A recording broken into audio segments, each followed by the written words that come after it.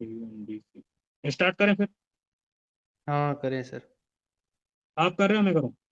मैं कर लेता हूँ। ठीक। की बात है।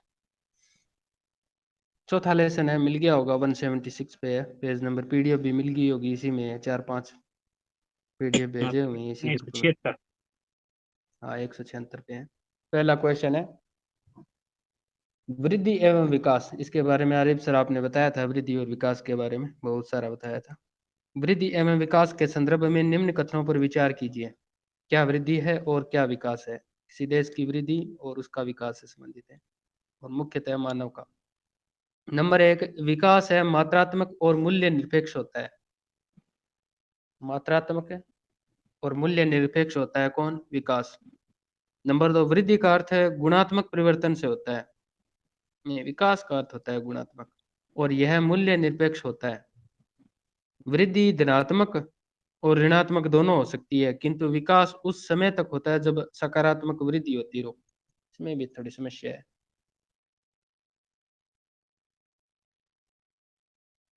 कथन इसमें 3 नंबर सही है कि वृद्धि धनात्मक और ऋणात्मक होती है,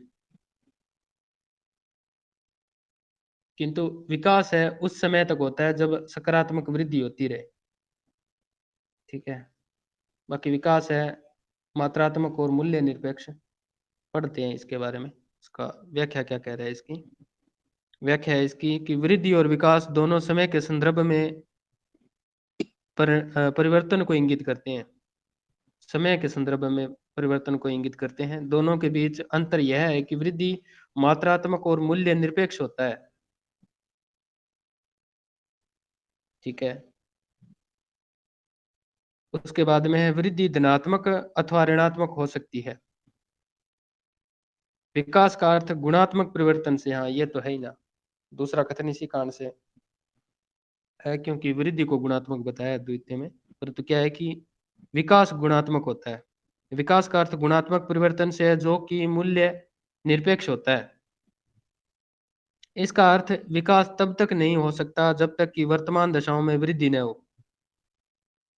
अतः कथन एक सही नहीं है।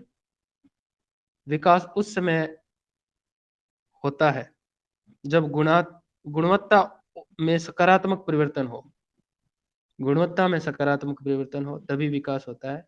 उदाहरण के तौर पर किसी निश्चित समय अवधि में यदि किसी नगर की जनसंख्या 1 लाख से 2 लाख हो जाती है, तो हम कह सकते हैं कि नगर की जनसंख्या में वृद्धि हुई है। फिर भी यदि आवास जैसी सुविधाएं, मूलभूत सेवाओं की अवस्था तथा अन्य विशेषताएं पहले जैसी ही रहती है, तो उस वृद्धि के साथ विकास नहीं जुड़ा हुआ होता है। इसी कारण से क्या है, ये एक और बात कहता है कि निरपेक्ष होता है और सापेक्ष होता है। ये दो बातें होती है। सापेक्ष तो होता है किसी के समांतर या किसी के पक्ष में या फिर किसी के दो के बीच में।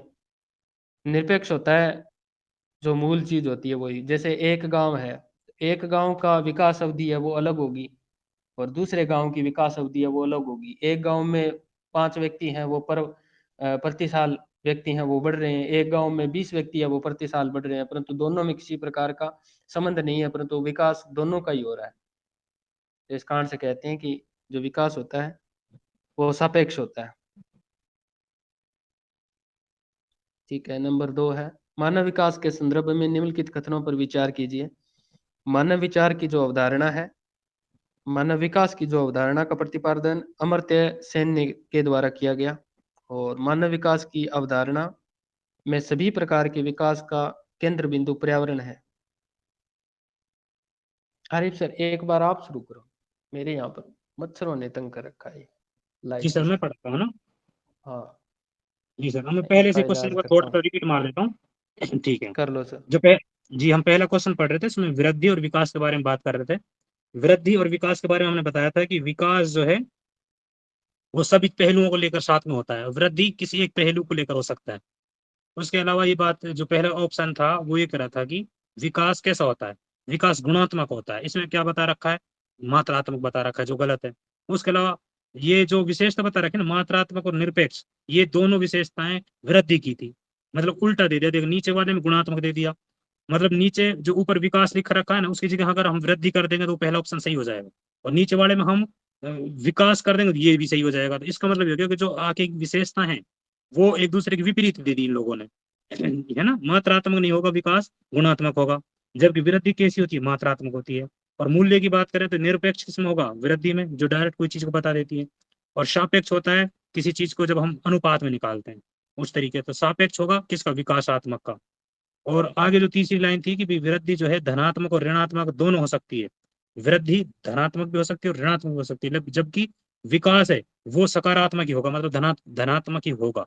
इसलिए तो इसमें पहली और दूसरी जो हमारे सामने जो ऑप्शन थे वो गलत हो गए दोनों, और जो तीसरा ऑप्शन है वो बिल्कुल राइट है हमारा। अब हम दूसरा क्वेश्चन देखते हैं। मानव विकास मतलब ह्यूमन डेवलपमेंट पढ़ रहे हैं हम, उसकी बात कर रहे हैं। मानव विकास के संदर्भ में निम्नलिखित कथनों पर विचार कीजिए। पहला ऑप्शन है, ये कहता है कि मानव विकास की अवधारणा का प्रतिपादन अमर्त्य सेन द्वारा किया गया था। अच्छा, हम देखते हैं कि एक तो किसकी बात कर रहे हैं हम, एक तो अमर्त्य सेन है इंडिया वाला, और एक महबूबुल हक पाकिस्तान वाला। दोनों ने किया था, और दोनों ने ही मतलब, अब उसमें एक का दे दिया नाम, कोई दिक्कत नहीं, अमर्त्य सेन ने इसका किया था ये बता रहा है। लेकिन एक्चुअल में ये देखो कि शुरुआत किसने की थी। भाई हमने दो चीजें की है तो इसका साथ ही था। हम ये बात कर रहे हैं कि इसका साथ ही था कौन, अमर्त्य सेन, लेकिन शुरुआत किसने की थी। तो अवधारणा की बात कर रहा था, अवधारणा में कौन आएगा, अमर्त्य सेन। इसका मतलब नहीं वो आएगा क्या, महबूबुल हक। दोबारा एक बार देखते हैं इसी चीज को कि मानव विकास की अवधारणा का प्रतिपादन अमर्त्य सेन द्वारा किया गया, ये गलत बात है। किसने किया गया था, महबूबुल हक ने, है ना, पहली बात। इसका साथी कौन था, अमर्त्य सेन, है ना, बाद में। लेकिन अवधारणा का अगर विकास या अवधारणा का नाम दिया तब हम ऑप्शन सिर्फ वही रखेंगे, महबूबुल हक। इसका मतलब ये वाला गलत है। आगे कहता है कि मानव विकास की अवधारणा में सभी प्रकार के विकास का केंद्र बिंदु पर्यावरण है। कि मानव विकास और सिर्फ विकास पर्यावरण से होता है क्या, और चीजें नहीं होती क्या, होती हैं और भी। मैंने कहा विकास के लिए एक पहलू काम नहीं करता, कई पहलू काम करते हैं, इसका मतलब ये भी गलत है। अगला नेक्स्ट कहता है कि विकास का मूल्य जो सॉरी विकास का मूल उद्देश्य ऐसी दशाओं को उत्पन्न करना है जिससे लोग सार्थक जीवन व्यतीत कर सकें। तो विकास होता है जो व्यक्ति का, वो क्यों करता है विकास, इसलिए तो करता है ताकि वो सार्थक जीवन जी सके। तो मतलब ये हो गया कि पहला और दूसरा जो गलत है, और इसमें तीसरा वाला है वो सही है। ठीक है, इसका मतलब आंसर हो जाएगा हमारा, मतलब ये पूछा क्या है इसमें, कौन सा कथन सही नहीं है। सही नहीं है, पहला और दूसरा सही नहीं है। इसका मतलब हमारा पहला और दूसरा सही नहीं है, और कर देंगे उसको आंसर। इसमें व्याख्या देखने की ज्यादा जरूरत नहीं, क्योंकि हमने वो चीजें तो अगर कोई जरूरत होगी देख लेंगे। आगे कहता है कि निम्नलिखित तीसरा नंबर क्वेश्चन, निम्नलिखित कथनों पर कौन से मानव विकास के घटक हैं। किसकी बात कर रहा है, मानव विकास के घटक। अच्छा, मानव विकास के घटक हमने पढ़े थे जब, इसमें समता दे रखा है, सतत पोषण दे रखा है, उत्पादकता दे रखा है, और सशक्तिकरण दे रखा है। हमने जब उसके स्तंभ पढ़े थे, उन्हीं को कहते हैं, हमने स्तंभ के नाम से उसमें आ रहा था वो चीजें। मानव विकास के जो घटक है स्तंभ बोल देते हैं इनको हम, चारों हैं। समता मतलब सबके लिए समान होने चाहिए अवसर, है ना। सतत पोषणीय, कोई चीज लगातार हो, और सतत पोषणीय सस्टेनेबल डेवलपमेंट, मतलब कोई चीज को हम प्रयोग भी करें और फ्यूचर के लिए भी, जो आने वाली पीढ़ियां हैं उनके लिए भी हम उन चीजों को सुरक्षित रख सकें। उत्पादकता मतलब ये है कि अगर कोई व्यक्ति उत्पादकता अधिक तब कर सकता है तो उसकी क्षमताओं में हम क्या कर देंगे, वृद्धि कर देंगे। ऐसे सशक्तिकरण है, जब जितना इंसान को स्वतंत्र रखते हैं हम, तो वो क्या आएगी, इतने ही वो मतलब उसके अंदर सशक्तिकरण होगा। जैसे हमने बताया था कि आपको, जैसे महिला सशक्तिकरण है, तो उनके लिए वो चीजें हैं। तो चारों ही हमारे घटक हैं, चारों स्तंभ है किसके, मानव विकास के। ये हमारा क्वेश्चन हो गया, डी आंसर राइट हो जाएगा इसमें। क्वेश्चन नंबर 4 पे आ गया हम। निम्नलिखित में से कौन सा एक डेवलपमेंट का सर्वोत्तम वर्णन करता है। डेवलपमेंट मतलब विकास की बात कर रहा है। विकास को हमने आपसे कहा कि एक तो गुणात्मक हो सकता है और हमेशा धनात्मक होगा। एक गुण तो होगा ही होगा, गुण के साथ धनात्मक होगा, ना कि ऋणात्मक नहीं होगा, पहली बात तो, है ना। अच्छा, ये सबसे बड़ी चीज ये है कि ऑप्शन देखते हैं, आकार में वृद्धि। भाई आकार वृद्धि नहीं, वो गुण से संबंधित है, आकार से नहीं है। जो दूसरा कह रहा है गुण में साधारण वृद्धि, साधारण नहीं धनात्मक होनी चाहिए। तीसरा दे रखा है कि गुण में धनात्मक वृद्धि, ये चीज है, क्योंकि हम पहले जो ऑप्शन वो पढ़ा था हमने, पहला क्वेश्चन, उसमें भी चीज दे रखी थी, जो विकास है कैसा होता है, धनात्मक वृद्धि होती है उसमें। इसमें तीसरा ऑप्शन राइट हो जाएगा। ठीक है, आगे हम बात करते हैं क्वेश्चन नंबर 5। निम्नलिखित में से कौन से मानव विकास के उपागम है। चार उपागम पढ़े थे हमने, एक आयु उपागम, एक कल्याण उपागम, एक क्षमता उपागम, एक न्यूनतम आवश्यकता उपागम। चार पढ़े थे, चारों दे रखे हैं इसमें ऑप्शन में, और चारों के चारों इसमें क्या हो जाएंगे, राइट हो जाएंगे। वैसे मैं थोड़ा बता देता हूँ कि ये मानव विकास के लिए चार उपागम कैसे, जैसे अगर व्यक्ति की प्रति व्यक्ति जो आय है, आय अगर उसकी होगी ठीक ठाक, तो उसके उपागम ये क्या मानव विकास के लिए सही है, सहायक है, हाँ। उस तरीके से कल्याण उपागम की बात कर रहे थे हम, जैसे हमने बात की थी कल्याण के लिए जो एक पेंशन वगैरह की बात चल रही थी हमारी उस टाइम। एक न्यूनतम आवश्यकता है जो कुछ 6 आवश्यकताएं दे रखी थी, कि वो न्यूनतम आवश्यकता दे रखी थी जो, और एक क्षमता उपागम। अगर क्षमता उपागम को विकास होगा तभी क्या मानव विकास का होगा, उस तरीके से।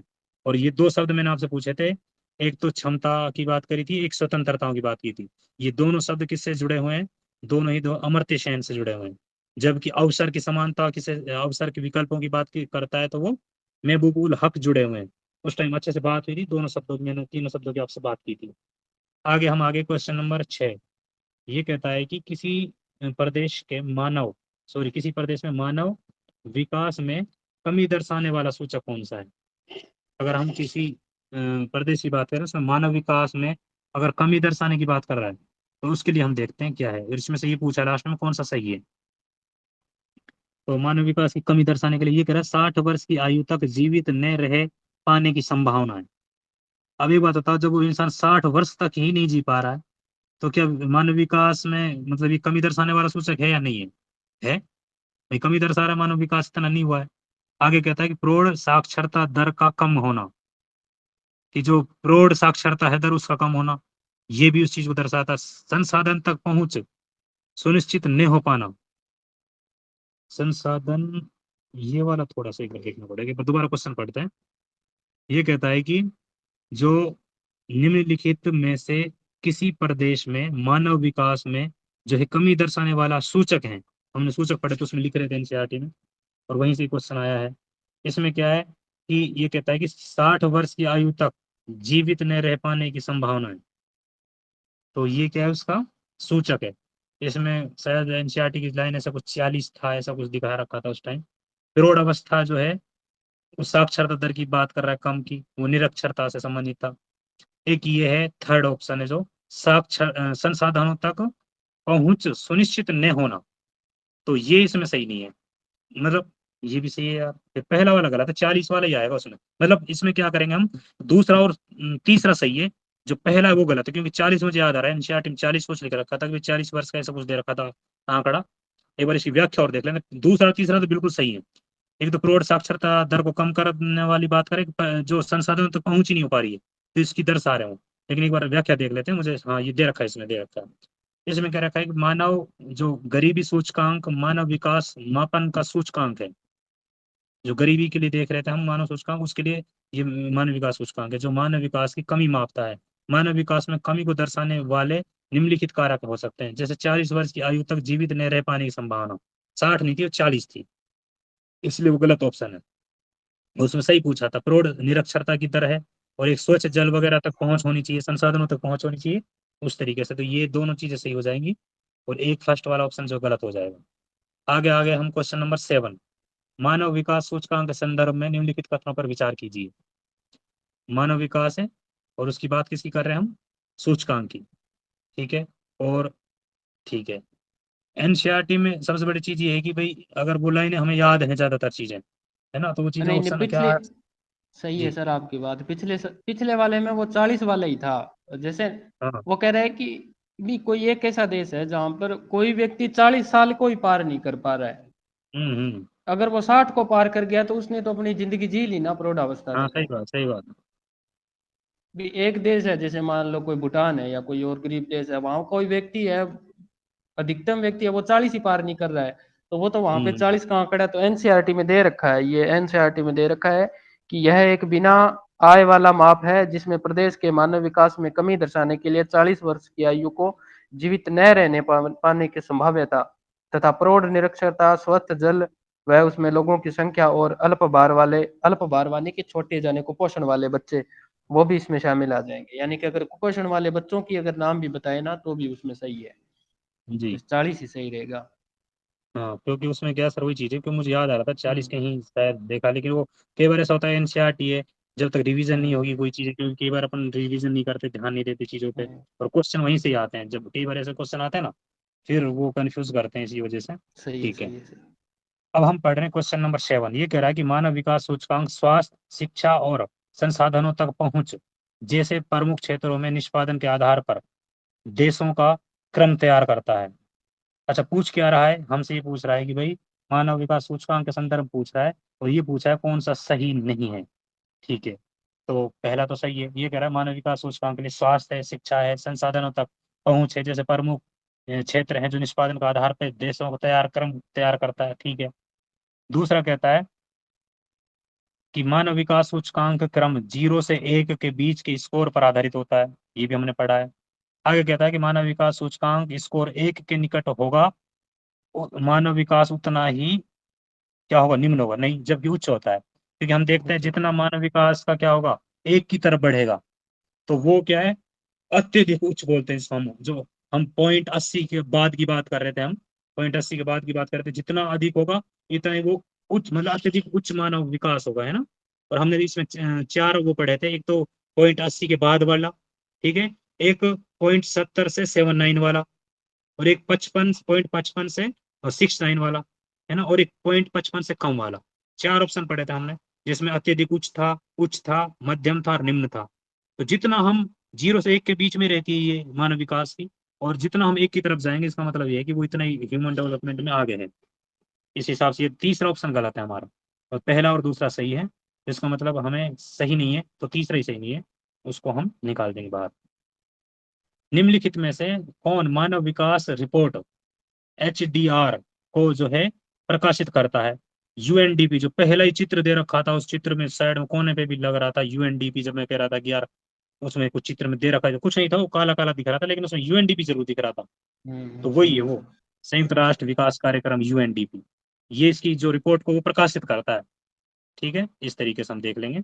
अच्छा, 1990 की हमने बात ही कर ली थी उस टाइम की, भाई 1990 के लगभग ये रिपोर्ट पहली बार प्रकाशित हुई थी उस तरीके से। अब हम क्वेश्चन नंबर पढ़ेंगे 9 अब। मानव विकास के मापन के संदर्भ में निम्नलिखित कथनों पर विचार कीजिए, ठीक है, हम विचार कर लेंगे। ये कह रहा है, पहला ऑप्शन है जो, ये कह रहा है कि मानव विकास सूचकांक मानव विकास में प्राप्तियों का मापन करता है। अब पहली बात इन्होंने जो की है हमारे सामने, हमें देखना है सही है या नहीं है। ये बिल्कुल सही है, क्योंकि मानव विकास सूचकांक मानव विकास की जो प्राप्ति है उनके प्राप्तांकों का ही तो है, जो उसके मापन है, मापक की बात कर रहे हैं। दूसरा ऑप्शन है कि मानव विकास के मापन के संदर्भ में संसाधनों तक पहुंच को क्रय शक्ति के संदर्भ में मापा जाता है। हाँ, क्योंकि संसाधनों तक पहुंच रहेगी तो क्रय शक्ति भी ज्यादा रहेगी, ये भी सही है। मानव विकास सूचकांक में स्वास्थ्य का मूल्यांकन करने के लिए जन्म के समय जीवन प्रत्याशा सूचकांक को चुना जाता है, ये भी सही है, क्योंकि ये कह रहा है कि जब मानव विकास सूचकांक को हम देखते हैं, उसमें स्वास्थ्य है, उसका मूल्यांकन करते हैं, जन्म के जो जीवन की जो प्रत्याशा है उन सूचकों को लिया जाता है, इसमें चुना जाता है। तो तीनों चीजें ठीक है। तो 9वे में कौन सा हो जाएगा, डी हो जाएगा, 1 2 3। अब हम पढ़ेंगे नेक्स्ट क्वेश्चन, 10 नंबर, 10 नंबर का क्वेश्चन, यानी निम्नलिखित कथनों पर विचार कीजिए। प्रदेश के आकार और प्रति व्यक्ति आय का मानव विकास से प्रत्यक्ष संबंध है। किसकी बात कर रहा है कि भाई हम उन्होंने कहा है कि भाई विचार करना है नीचे, ठीक है। हमें ये देखना है कि प्रदेश के आकार और प्रति व्यक्ति आय मानव के विकास से प्रत्यक्ष संबंध है, जितनी उसकी मतलब उसका आकार है और प्रति व्यक्ति आय, उसका संबंध है या नहीं है। भाई आकार से तो नहीं होना चाहिए, प्रति व्यक्ति का अगर बात करें आय का, आकार से कोई मतलब नहीं, भाई प्रदेश का आकार कैसा है, प्रति व्यक्ति आय का एक अलग कंडीशन है, तो ये गलत है। आगे कहता है कि 0.70 से 80 के बीच का स्कोर रखने वाले देशों के मध्य मध्य मानव सूचकांक अंतर्गत रखा जाता है। जबकि हमने क्या पढ़ा था, हमने जो मध्य वाला कौन सा पढ़ा था, मध्य वाला पढ़ा था हमने 0.55 से 69, वही मध्य वाला 55 से 69। और 69 से जब हम ऊपर जाएंगे 70 से 79, मतलब ये 80 तक की जो बात कर रहा है, उसको तो हम उच्च कहेंगे। और उच्च के बाद 80 के बाद में जो प्लस होगा वो अत्यधिक उच्च होगा। तो इसका मतलब ये वाली ये चीज भी गलत है। तो दोनों ऑप्शन गलत हो गए इसमें। पहले इसका तो इसलिए हो गया भाई, मध्यम वाला ही हमें पूछ रहा है कि वो जो मानक है वो कौन सा है, वो 55 के जस्ट बाद वाला है भाई, मध्यम वाला 55 से 69 के 69 तक चलता है जो, वो मध्यम का है। ये तो गलत है, दोनों गलत हो जाएंगे इसमें। और जो पहला वाला दे रखा था उसमें आकार और प्रति व्यक्ति जो दे रखा ना, प्रति व्यक्ति आय, उसका कोई संबंध नहीं आपस में, ऐसा इस तरीके से, ठीक है। इसमें पहले वाले के लिए मैं एक थोड़ी सी व्याख्या देख लेता हूँ अगर कुछ होगा तो इसमें, कि प्राय मानव विकास में बड़े देशों की अपेक्षा छोटे देशों का कार्य बेहतर रहा है। इसी प्रकार मानव विकास में अपेक्षाकृत निर्धन राष्ट्रों का कोटिक्रम धनी और पड़ोसियों से ऊंचा रहा है। उदाहरण तौर पर, हाँ ये कह रहा, अब उस ऊपर क्या कहा था वो लाइन, कि प्रदेश का आकार मायने रखता है इसमें।